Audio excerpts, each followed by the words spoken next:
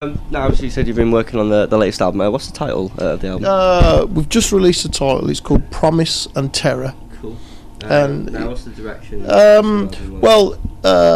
lot of my work seems to end up with a theme to it. I suppose it's whatever's happening in my life at the time.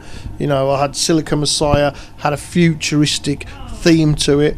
10th Dimension was a concept album. Blood and Belief had a very strong theme. Man Who Would Not Die has a very strong theme on it. Not every song connected to that, but overall there's a sense. And with Promise and Terror, I think it's about death, grief and love. And that's it. And I've been through all of this in the last couple of years. And when I started looking through my notes of lyrics that I've made, that's what I had to work with. And not all the songs are about that, but as an overall vibe, it is a really deep emotional journey. And it tells a story, you know, so all of those feelings are expressed, and I think it's feelings that we all have. We all suffer tragedy in our lives, whether it's the death of a friend or loved one, or whether it's just a breakup of a serious relationship that you're in. We all have these things happen to us, and we all have these feelings, and often we don't talk about it, but it does affect people in the deepest and darkest ways. And everybody gets, you know, experiences despair and hopelessness.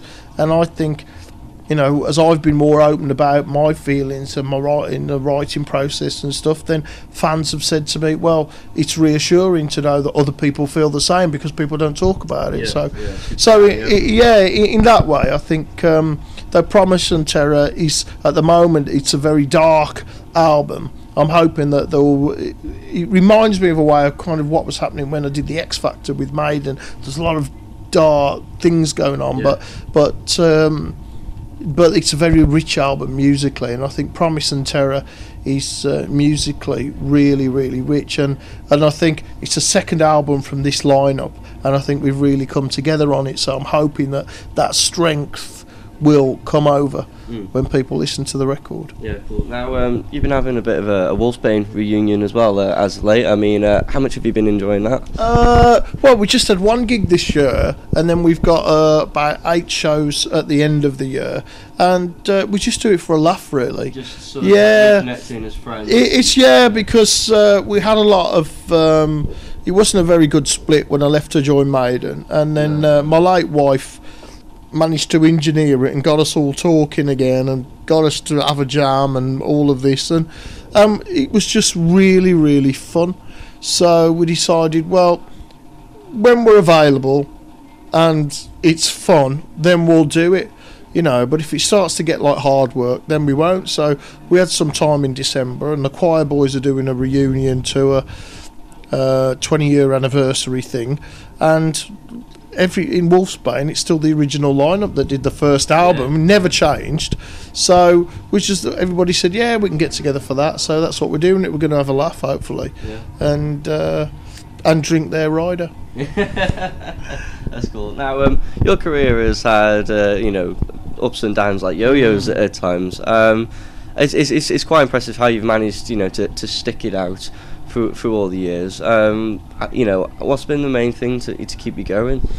I think it's two things, really. I've been really, really lucky that I've had the support of family and friends, but as well as that, then fans have always stuck by me. I don't know why, but people have always stayed interested, and there are some fans that have stayed with me through thick and thin, no matter what, and always given me that encouragement. And whenever I've played live, people have said, your music means so much to me, and when you meet someone who says, well, I had a difficult time and your music got me through that and everything, then that's something that makes it really worth continuing it. I haven't always wanted to continue, especially after I lost my wife. Then that was a time when I was like, I really don't want to carry on now. I just don't want to do it anymore. But I felt I didn't have a choice. I had to carry on because I would have been letting her down, and I would have been letting a lot of people down if I hadn't continued. So I battled on and basically managed to get through it. Yeah. But I think definitely part of it is the support and encouragement that I've had from family and from the fans and everything.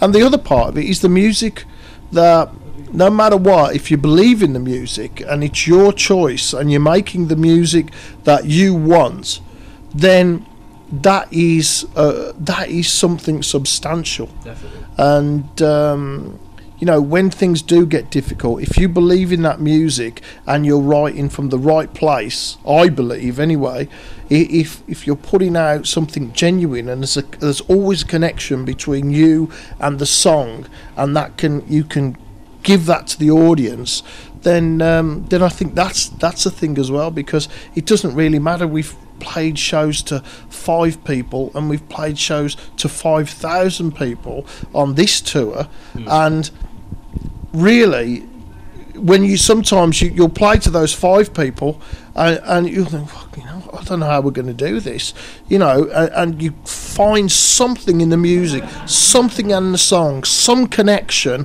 and then suddenly you end up having this an amazing night, and then 5 people become the most hardcore fans you've ever had, because they've seen something, they've witnessed something that I think, well, this was going to happen, and if I hadn't been here, I would have missed it. So every concert, every gig is an event. Everyone is like that, and that's because of the music, because it has that. It's something about it that, because it's imbued with that sense of dark emotion, that it lives off the stage. When we get it right, we're absolutely magnificent. When we don't, we're just as crap as everyone else. yeah, cool. Now, obviously, you've been writing a new album. I imagine it's going to get released in the new year. In February, yeah. It's at the moment it's scheduled for February the 1st. February 1st, cool. And any plans to come back to the UK once the album's released? Yeah, we've got the 2 dates here. If you want to put them on your show, so you can go to blazebayley.net and we can and the 2 dates are on there, and we start, I think, on the 6th of February, and we've got 20 shows around the UK. It's the start of the tour. Cool. And then we go to South America, then Russia, and then I think we come back to Europe and do Scandinavia. At the moment, I think that's what what the manager's planned. Sort of maybe hit the summer festival run back in the UK. Yeah, we had some problems last year. We didn't get to play all that. We were available for a lot of festivals, but we didn't get, because we had problems with the agent and some communication difficulties. So, but this year we should be fine on it. We did play quite a few festivals throughout Eastern Europe, and we had some fantastic reactions. It was unbelievable, unbelievable. Yeah. But we'd certainly like to play a couple in the UK. Definitely, I think they're really cool. Blaze, I want to thank you for hanging out with me today, and have a great show tonight. Well, thanks for coming, and thanks for being on the show. Good luck with everything, and hopefully see you on tour next year. Definitely, excellent. Thank you. Where did you give everything to sacrifice it all?